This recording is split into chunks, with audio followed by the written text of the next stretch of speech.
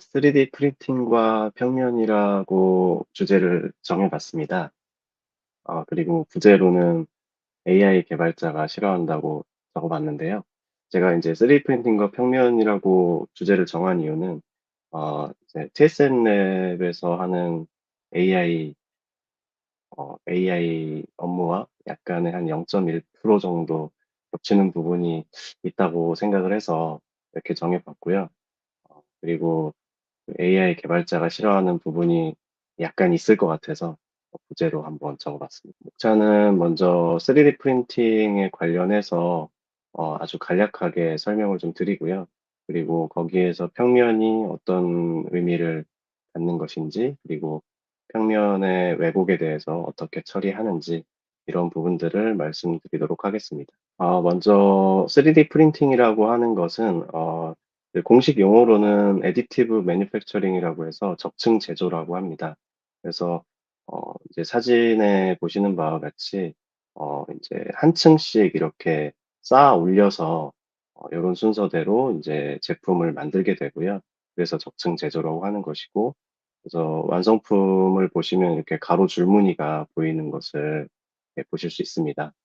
그래서 이게 이제 기존의 전통적인 제조 방식은 이런 어떤 하나의 블럭을 이렇게 깎아내서 이제 목표하는 물건을 만들게 되고, 그럼으로 인해서 이렇게 버리는 재료가 많이 생기거든요. 근데 이제 3D 프린팅은 내가 원하는 형상에 해당하는 부분만 적층해서 제조하기 때문에 이제 버리는 소재가 적다는 이점이 있다고 합니다. 그리고 인제 3D 프린팅 방식이 여러 가지가 있는데요. 뭐 레이저도 있고 뭐 분말 액체 뭐 이런 여러 가지 방법이 있는데, 그중에서 가장 많이 사용하는 방식이 머티리얼 익스트루전이라는 인제 재료 압출 방식입니다. 그래서 이제 많이 보시는 그 프린터들은 다 이런 방식일 거라고 생각이 됩니다. 그래서 뜨겁게 달궈진 노즐에다가 이렇게 실타래처럼 만들어 놓은 플라스틱 소재를 이렇게 인제 집어넣어 가지고 녹여서 이제 프린팅을 진행하는데요. 우리가 쉽게 생각하기에는 아마 요렇게 글루건이라고 생각하시면 아마 쉬울 것 같아요. 그래서 글루건도 앞에 이제 노즐이 있고, 이 노즐을 달군 다음에 뒤로 이렇게 소재를 집어넣어서 이렇게 압출하는 방식인 거죠. 그래서 이 방식을 가장 많이 사용합니다. 요런 인제 그 ME 방식의 그 3D 프린팅에서 가장 중요한 파트 중에 하나가 이 빌드 플레이트인데요. 이 빌드 플레이트는 실제로 이렇게 보시는 바와 같이 이 소재가 압출돼서 나온 다음에 이 빌드 플레이트에 이렇게 어 접착이라고 하기에는 좀 표현이 그렇긴 하지만, 이렇게 접착되듯이 붙어서 이렇게 레이어를 하나씩 쌓아 올리게 됩니다.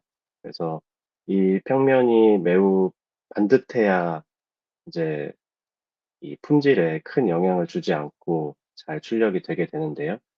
그 이유는 우리가 인제 출력을 진행할 때 이 노즐의 이 구멍이 굉장히 작아요. 한 0.4 밀리 정도밖에 안 되고, 일반적으로 많이 쓰는 사이즈가요.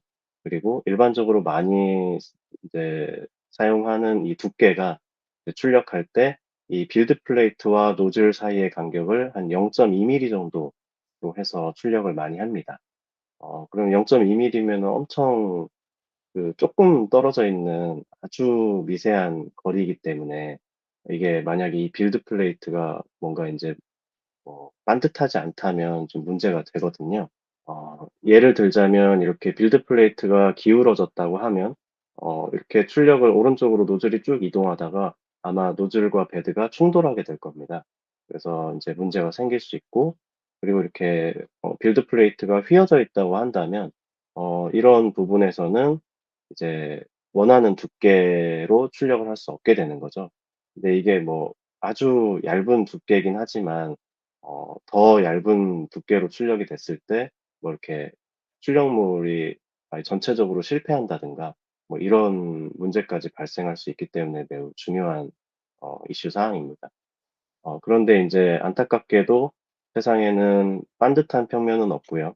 그리고 기울어져 있기만 한 반듯한 평면도 없고, 휘어져 있기만 한 평면도 없는 것 같아요. 그래서 대부분은 이렇게 기울어져 있는 곡면의 형태로 빌드 플레이트가 구성이 되게 됩니다.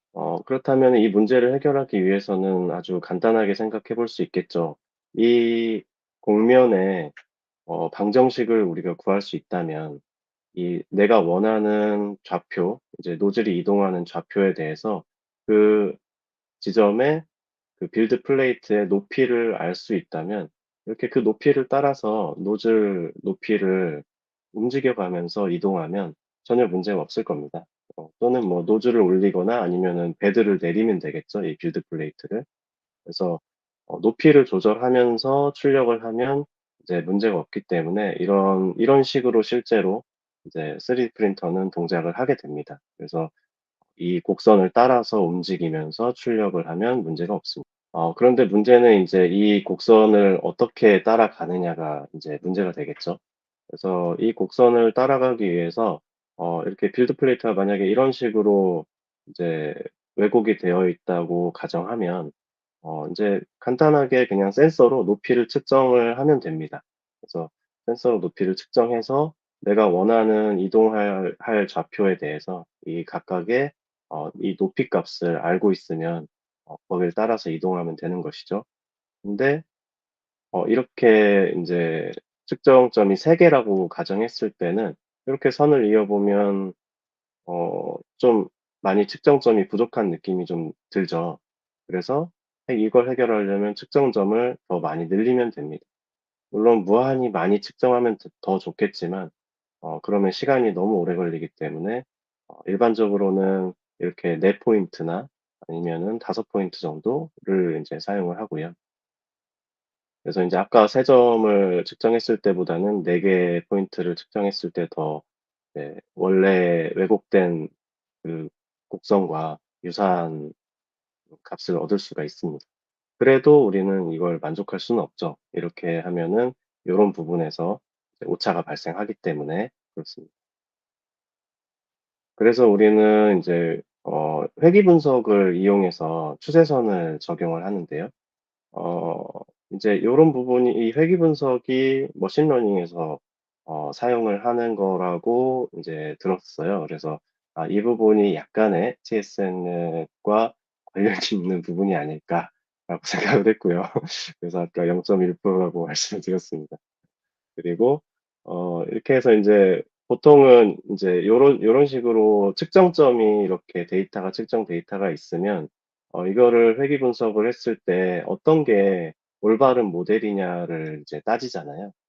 그러면은 이거를 대표할 수 있는 모델은 어떤 것일까를 생각했을 때 AI 개발자라면 이 첫 번째나 두 번째도 별로 안 좋아할 것 같아요. 오히려 첫 번째 1차 직선을 적용했을 때가 가장 적합하다라고 아마도 그렇게 얘기할 것 같습니다.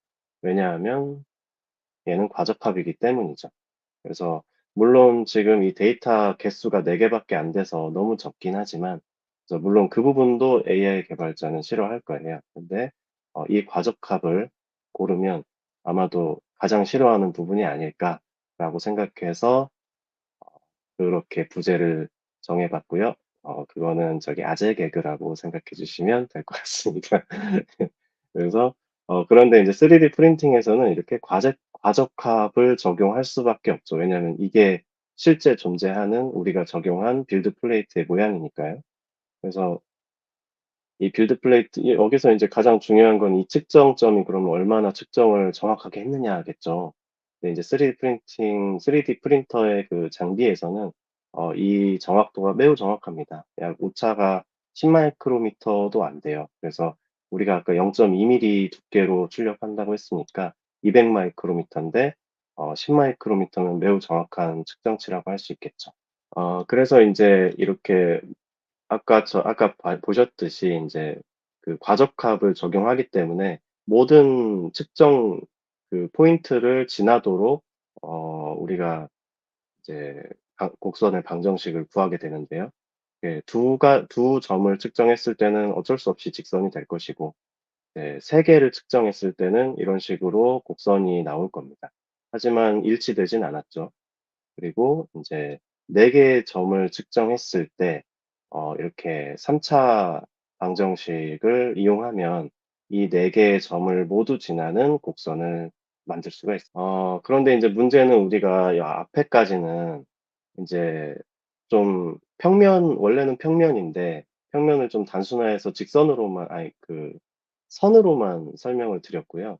이거를 인제 실제로 적용하기 위해서는 인제 면으로 확장해야겠죠. 그래서 이제 면으로 확장하기 위해서는 우리가 이렇게 빌드 플레이트가 있으면 이 위에서 뭐 X축으로 4 포인트, Y축으로 4 포인트 이렇게 16 포인트를 했다고 하면 이런 식으로 이제 3차 방정식을 이용해서 이제 먼저 하나의 곡선을 구할 수 있어요. 하나의 곡선에 대한 이 계수들을 구할 수 있는데 그것은 이런 식으로 간단한 행렬식으로 구할 수가 있습니다. 그래서 만약에 측정점이 하나 늘어나서 5개라고 하면 이게 인제 행렬이 원 바이 원이 더 늘어나겠죠.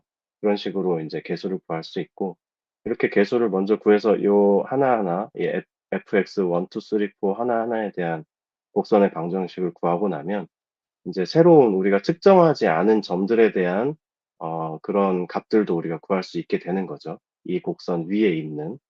그래서 이렇게 하나씩 인제 우리가 측정하지 않은 점들의 가상의 점들의 값을 인제 얻어내고 그다음에 실제 우리가 구하고자 하는 현재 노즐의 위치 x, y에 해당하는 높이 값을 인제 요 곡선의 방정식을 또 요런 식으로 구해서 인제 실제 위치의 지축의 높이를 우리가 구할 수가 있게 됩니다. 그래서 최종적으로 이제 요약해서 설명드리면 그 AI와 아주 0.1% 정도 관련이 있는 회귀 분석을 이용해서 우리가 이런 식으로 곡선의 방정식을 이제 도출을 하고 그다음에 그거를 이제 평면으로 확장시켜서 이렇게 그 곡면의 왜곡 뒤틀림을 따라서 노즐이 인제 이동할 수 있도록 한다라는 게 인제 전체적인 내용의 요약이 되겠습니다. 저의 발표는 여기까지입니다. 혹시 질문이 있으실까요? 우리 회사에서도 보드를 만들잖아요. 네. 근데 가끔가다 케이스가 필요하거든요.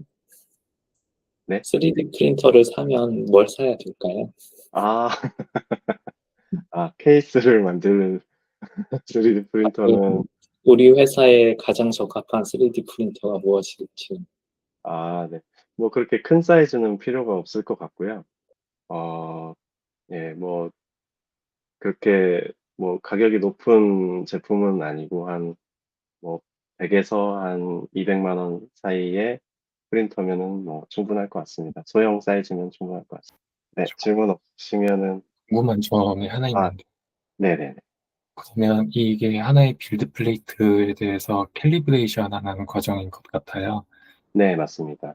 그러면은 그게 3D 프린터 기계가 자체적으로 그런 알고리즘을 갖고 어떤 빌드 플레이트를 사용하든지 이런 계산을 다 해서 보정을 한다는 말씀이신 거죠? 인제 이 부분이 사실은 뭐 제조 회사마다 이런 거를 적용하는 게 다 다를 수는 있는데요.